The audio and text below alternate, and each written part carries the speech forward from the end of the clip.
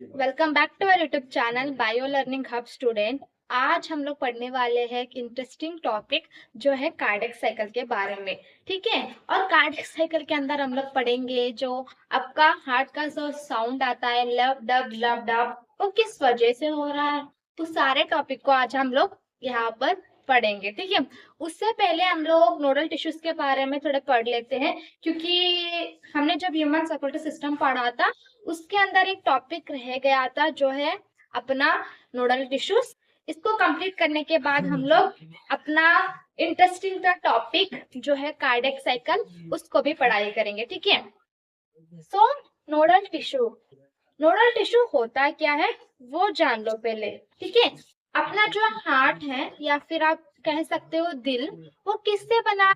वो मसल से बनाए है ना। और यही मसल जो हार्ट को बना रहे हैं, इसी मसल्स के अंदर थोड़े मसल जो होंगे वो आगे जाकर स्पेशलाइज्ड हो जाएंगे। उन स्पेशलाइज्ड मसल्स को जो हार्ट के अंदर प्रेजेंट है, अपने दिल के अंदर प्रेजेंट है, उनको ही हम लोग क्या बोलते हैं? नोडल टिश्यूज बोलते हैं। ठीक है, पर किस वजह से ये मसल्स स्पेशलाइज्ड हो रहे हैं? क्या तो एक रीजन होना चाहिए, बिना कुछ रीजन का तो कुछ नहीं होता है ना। हमारा जो हार्ट है बच्चों वो ऑटो एक्साइटेबल है, मतलब हमारे जो हार्ट को किसी भी एक्सटर्नल स्टिमुलाई की जरूरत नहीं है उसका वर्क करने के लिए। अपना जो दिल है, अपना जो हार्ट है, उसका काम क्या है, उसका फंक्शन क्या है? उसका काम है ब्लड को पंप करने का। ठीक है, बट इस काम को करने के लिए, ब्लड को पंप करने के लिए हार्ट को किसी एक्सटर्नल स्टिमुलाई या फिर एक्शन पोटेंशियल की नीड नहीं है, क्योंकि जो स्पेशलाइज्ड मसल्स बने हैं अपने हार्ट के अंदर जो है नोडल टिश्यूज, यही हार्ट को एक्शन पोटेंशियल प्रोवाइड करेंगे, जिसके वजह से जो अपना हार्ट है वो बिना कोई एक्सटर्नल स्टिमुलाई के अपना पंपिंग का काम करेगा। ठीक है, सो नोडल टिश्यूज अगर कोई आपको पूछे तो नोडल टिश्यूज कुछ अलग नहीं है, हार्ट के ही मसल्स है, बट ये क्या है?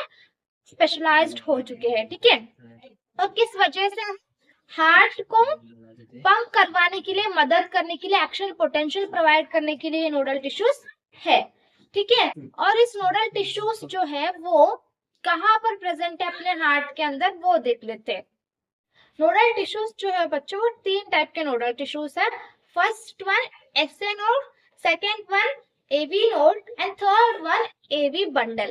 ठीक है, फर्स्ट एसए नोड के बारे में पढ़ लेते हैं। ठीक है, एसए नोड मतलब साइनो एट्रियल नोड, इसको शॉर्टली एसए नोड कहा जाता है। ठीक है, और जो ये साइनो एट्रियल नोड है बच्चों, वो कहाँ पर प्रेजेंट है अपने हार्ट के अंदर?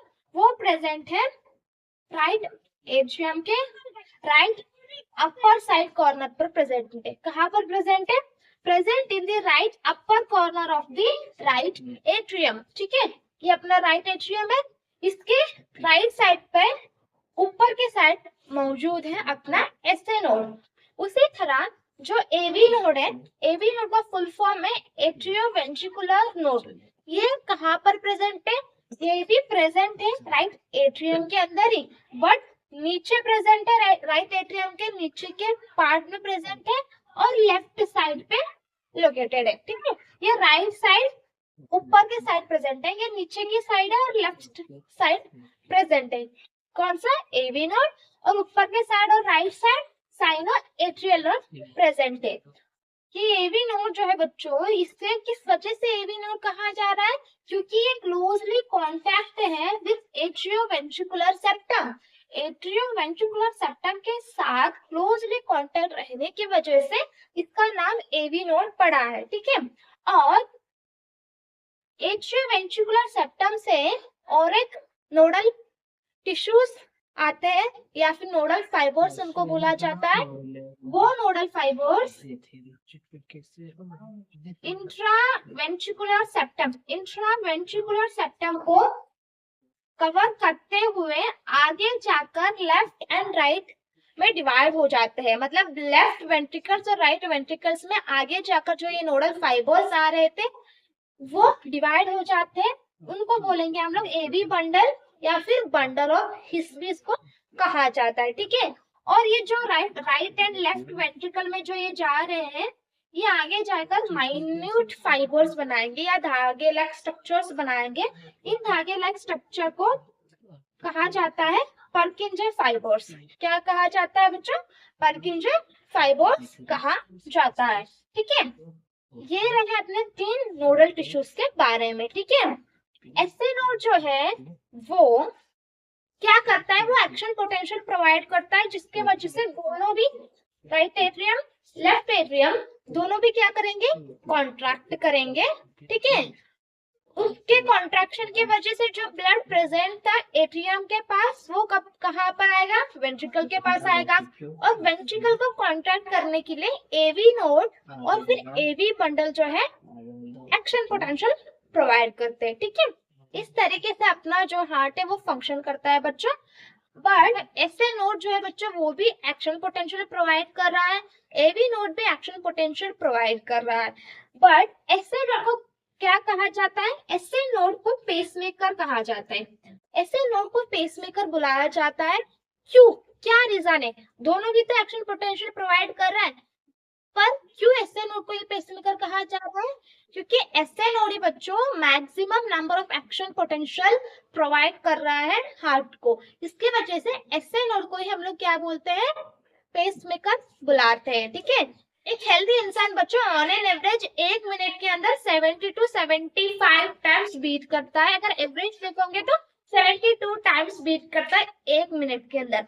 सो इतना एक्शन पोटेंशियल हमें प्रोवाइड करना पड़ेगा ना हार्ट को। जो इतना मैक्सिमम एक्शन पोटेंशियल जो प्रोवाइड कर रहा है हार्ट को वो है अपना एसए नोड। एसए नोड क्या करता है बेटा? ये जनरेट करता है मैक्सिमम एक्शन पोटेंशियल 70 to 75 पर minute. 70 to 75 action potential generate करता है एसए नोड। इसके वजह से इसको पेसमेकर कहा जाता है। और दूसरा रीजन ये है बच्चों, अगर आप देखोगे तो एसए नोड ही है जो इनिशिएट कर रहा है हार्ट को कॉन्ट्रैक्ट करने के लिए। सबसे पहले क्या कॉन्ट्रैक्ट होंगे? एट्रियम कॉन्ट्रैक्ट होंगे। और एट्रियम को कॉन्ट्रैक्ट कौन करवा रहा है? साइनो एट्रियल नोड करवा रहे हैं ना, इसकी वजह से। ठीक है, तो ये क्या कर रहा है? इनिशिएट कर रहा है और मेंटेन कर रहा है rhythmic contractile activity of the heart. So इसकी वजह से इसको पेसमेकर बोला जाता है। फर्स्ट वन यही क्या कर रहा है? Maximum number of action potential provide कर रहा है हार्ट को, इसकी वजह से पेसमेकर बुलाया जाएगा। सेकंड क्या है? यही इनिशिएट भी कर रहा है कॉन्ट्रैक्टल एक्टिविटी ऑफ हार्ट को और यही मेंटेन भी कर रहा है इसके वजह से। ठीक है, सो ये था अपने नोडल टिश्यूज के बारे में फुल। अब हम पढ़ लेते हैं कार्डियक साइकिल के बारे में। अब हम पढ़ लेते हैं कार्डियक साइकिल के बारे में। Body fluids and circulation chapter के अंदर यही एक ऐसा टॉपिक है जिसके अंदर आपको बहुत सारे कंफ्यूजन रहते हैं, है ना। आज हम उस सारे कंफ्यूजन को क्लियर करेंगे। सो ध्यान से देखना, फोकस के साथ क्लास को सुनना। ठीक है, कार्डियक साइकिल मतलब बच्चों एक बीट के अंदर जो कॉन्ट्रैक्शन और रिलैक्सेशन हो रहे हैं उसको ही हम लोग कार्डियक साइकिल बोलेंगे। या तो फिर जो events take place in one beat, the events takes place in one beat is called as cardiac cycle. Okay, बच्चों 1 मिनट में हमारी हार्ट कितने टाइम बीट्स करती है? 72 टाइम बीट करती है। मतलब कितने कार्डियक साइकिल्स हमें देखने को मिलेंगे इन 1 मिनट? 72 कार्डियक साइकिल देखने को मिलेंगे। ठीक है, 1 मिनट के अंदर 72 कार्डियक साइकिल देखने को मिलेंगे। उसका मतलब एक कार्डियक साइकिल का टाइम कितना? सिर्फ 0.8 सेकेंड। 0.8 सेकंड का कार्डियक साइकिल देखने को मिलेगा हमें सिर्फ। ठीक है, जो कार्डियक साइकिल का टाइम पीरियड है for one cardiac cycle is only 0.8 second. ठीक है, अब इस कार्डियक साइकिल्स के इवेंट्स के बारे में हम लोग पढ़ लेते हैं। बच्चों जो कार्डियक साइकिल होता है उसके अंदर आपको 2 टर्म्स याद रखना पड़ेगा। First one diastole, second one systole. Diastole मतलब रिलैक्स, सिस्टोल मतलब कॉन्ट्रैक्ट करना। डायस्टोल मतलब रिलैक्स करना, सिस्टोल मतलब कॉन्ट्रैक्ट करना। यहाँ इन वर्ड्स का मीनिंग आपको पता होना जरूरी है। ठीक है, अब हम पढ़ लेते हैं फर्स्ट जॉइंट डायस्टोल के बारे में। ठीक है, 3 स्टेप्स है। First one joint diastole, atrial systole, ventricular systole. ठीक है, अब पहले देख लो जॉइंट डायस्टोल में क्या क्या हो रहा है। ठीक है, जॉइंट मतलब सारे, डायस्टोल मतलब मैंने आपको क्या बताया? डायस्टोल मतलब रिलैक्स। ठीक है, जॉइंट डायस्टोल के टाइम सारे जो भी चेम्बर्स है अपने हार्ट के 4 चेम्बर्स है ना, वो सारे चेम्बर्स रिलैक्स स्टेट में होंगे, मतलब कोई भी कॉन्टैक्ट नहीं कर रहा है। सारे जो भी चेम्बर्स है बच्चों जो अपने दिल के अंदर प्रेजेंट है वो सारे रिलैक्स्ड स्टेट में। फर्स्ट क्या है, all chambers are relaxing, okay. और सारे चेम्बर तो रिलैक्स है, सारे चेम्बर रिलैक्स कर रहे हैं, बट जो ट्राइकस्पिड एंड बाइकस्पिड वॉल्व है वो ओपन है। उसके साथ साथ जो राइट एट्रियम में जो डीऑक्सीजनेटेड ब्लड आता है by the help of superior vena cava and inferior vena cava, उनकी ओपनिंग्स भी ओपन है। उसी तरह लेफ्ट एट्रियम से जो पल्मोनरी वेन से ऑक्सीजनेटेड ब्लड एंटर करता है वो भी ओपन है। मतलब रिलैक्स स्टेट में भी जो ब्लड है वो हार्ट के अंदर आ रहा है। और उसी के साथ साथ यहाँ पर अपने जो ट्राइकस्पिड वॉल्व है बाइकस्पिड वॉल्व है वो भी ओपन है। मतलब रिलैक्स स्टेट में क्या हो रहा है, सारे चेम्बर तो रिलैक्स कर रहे हैं, बट जो ओपनिंग्स है ब्लड को हार्ट के अंदर लेके आने के लिए वो तो ओपन है। मतलब ब्लड इजिली फ्लो करेगा बॉडी पार्ट से एट्रियम्स के पास, और एट्रियम से वेंट्रिकल में भी ब्लड आ जाएगा। क्यों? क्योंकि वेंट्रिकल के जो ओपनिंग्स है ट्राइकस्पिड एंड बाइकस्पिड वॉल्व वो तो भी ओपन ही है। सो यहाँ पर क्या होता है, एवी वॉल्व्स ओपन रहने की वजह से 70% ऑफ वेंट्रिकुलर फिलिंग जो है वो जॉइंट डायस्टोल टाइम में ही हो जा रहा है। ठीक है, सारे रिलैक्स कर रहे हैं बट सारे ओपनिंग्स भी ओपन है। इसकी वजह से जो 70% ऑफ वेंट्रिकल जो है वो जॉइंट डायस्टोल के टाइम में क्या हो रहा है, फिल हो रहा है। ठीक है, बट हमें वेंट्रिकल्स को कॉन्ट्रैक्शन करवाने के लिए 100% ऑफ ब्लड चाहिए, है ना। 100% ऑफ वेंट्रिकुलर फिलिंग होनी चाहिए। और 30% कहाँ पर वेंट्रिकुलर फिल होंगे वो देखो। ठीक है, जॉइंट डायस्टोल के टाइम सारे रिलैक्स कर रहे हैं बट ब्लड जो है हार्ट के अंदर आ रहा है क्योंकि एवी वॉल्व्स ओपन है बट सेमील्यूनर वॉल्व्स क्या है, क्लोज्ड है। सेमील्यूनर वॉल्व्स क्लोज्ड रहने की वजह से ब्लड सिर्फ वेंट्रिकल तक की जा सकता है। ठीक है, अब सेकेंड देखो, जो ये जॉइंट डायस्टोल का टाइमिंग है बच्चों ये 0.4 सेकेंड का है। ठीक है, कितना सेकेंड का है, 0.4 सेकेंड का ये टाइमिंग है जॉइंट डायस्टोल का। मतलब 0.4 सेकेंड के लिए अपना जो हार्ट के सारे चेम्बर्स है वो रिलैक्स स्टेट में होंगे और सारा जो ब्लड है बॉडी पार्ट्स का वो 70% जो होगा वेंट्रिकल्स के अंदर पहुंच जाएगा। ठीक है, और जो एट्रियल सिस्टोल है इसके टाइम, एट्रियल मतलब अपने एट्रियम और सिस्टोल मतलब कॉन्ट्रैक्ट करना। अपने जो एट्रिया है वो कॉन्ट्रैक्ट करेंगे। अगर आप एट्रिया को कॉन्ट्रैक्ट करोगे तो जो एट्रिया के पास अभी ब्लड था वो वेंट्रिकल के पास आ जाएगा। मतलब यहाँ पर जो 70% फिल हो गए थे वेंट्रिकल, अब एट्रियल सिस्टोल की वजह से, एट्रियल कॉन्ट्रैक्शन की वजह से पूरा 100% क्या हो जाएंगे, फिल हो जाएंगे। ठीक है, एट्रिया कॉन्ट्रैक्ट करेगा एट्रियल सिस्टोल के टाइम। ठीक है, और मैंने क्या बताया, एट्रियल सिस्टोल के टाइम अगर आप इसको कॉन्ट्रैक्ट करोगे किस वजह से करोगे, क्योंकि हमें एट्रिया के पास जो ब्लड है उसे वेंट्रिकल्स को देना है। अगर इसको देना है तो यहाँ पर भी हमें ट्राइकस्पिड एंड बाइकस्पिड वॉल्व्स जो है उनको ओपन रखना पड़ेगा। ठीक है, सो एट्रियल सिस्टोल के time tricuspid and bicuspid valves are open to help the flow of blood. ठीक है, ब्लड की फ्लो को हेल्प करने के लिए ट्राइकस्पिड एंड बाइकस्पिड वॉल्व जो होंगे ओपन रहेंगे एट्रियल सिस्टोल के टाइम। इसके वजह से 30% ऑफ वेंट्रिकुलर फिलिंग हो जाएगी जो यहाँ पर बच गई थी। ठीक है, सो अब 100% क्या हुआ, अपना वेंट्रिकल्स फिल हो चुके हैं। ठीक है, ये था अपने एट्रियल सिस्टोल। एट्रियल सिस्टोल में हम क्या कर रहे हैं, एट्रियम को कॉन्ट्रैक्ट करवा रहे हैं। क्यों? क्योंकि हमें एट्रियम के पास जो ब्लड है उसे वेंट्रिकल तक पहुंचाना है। इसके वजह से जब हम कॉन्ट्रैक्ट करेंगे तो हम ट्राइकस्पिड एंड बाइकस्पिड वॉल्व को भी क्या करेंगे, ओपन कर देंगे। ठीक है, और इसकी वजह से 30% ऑफ वेंट्रिकुलर फिलिंग हो जाएगी जो बच गई थी जॉइंट डायस्टोल के टाइम में। ओके, अब अपना आता है वेंट्रिकुलर सिस्टोल। वेंट्रिकुलर सिस्टोल मतलब वेंट्रिकल कॉन्ट्रैक्ट करेंगे। ठीक है, वेंट्रिकल अपने जब कॉन्ट्रैक्ट करेंगे तो इसको बोलेंगे वेंट्रिकुलर सिस्टोल। ठीक है, वेंट्रिकुलर सिस्टोल में जब आप वेंट्रिकल्स को कॉन्ट्रैक्ट करवाओगे तो ब्लड एट्रियम के पास वापस जाने का भी चांसेस है। इसकी वजह से हमें जो वेंट्रिकल के पास जो ब्लड है वो कॉन्ट्रैक्ट के टाइम एट्रियम के पास वापस ना जाए, इसके लिए जो tricuspid and bicuspid valve open थे एट्रियल सिस्टोल के टाइम, उसको हमें क्लोज करना पड़ेगा। फर्स्ट स्टेप क्या होगा वेंट्रिकुलर सिस्टोल के अंदर, हमें ट्राइकस्पिड एंड बाइकस्पिड वॉल्व को क्लोज करना पड़ेगा, क्योंकि हमें बैक फ्लो प्रिवेंट करना है। ठीक है, ब्लड का बैक फ्लो प्रिवेंट करने के लिए वेंट्रिकुलर सिस्टोल के time tricuspid and bicuspid valve को हमें क्लोज करना पड़ेगा। और जब ये क्लोज हो जाएंगे, जब ये वॉल्व क्लोज हो जाएंगे, तो तब हमारे हार्ट का फर्स्ट साउंड प्रोड्यूस्ड होगा, वो है अपना लब। लब साउंड जब प्रोड्यूस होगा जब अपने tricuspid valve and bicuspid valve closed हो जाएंगे। सो कहाँ पे और कब देखने को मिल रहा है हमारे लब साउंड?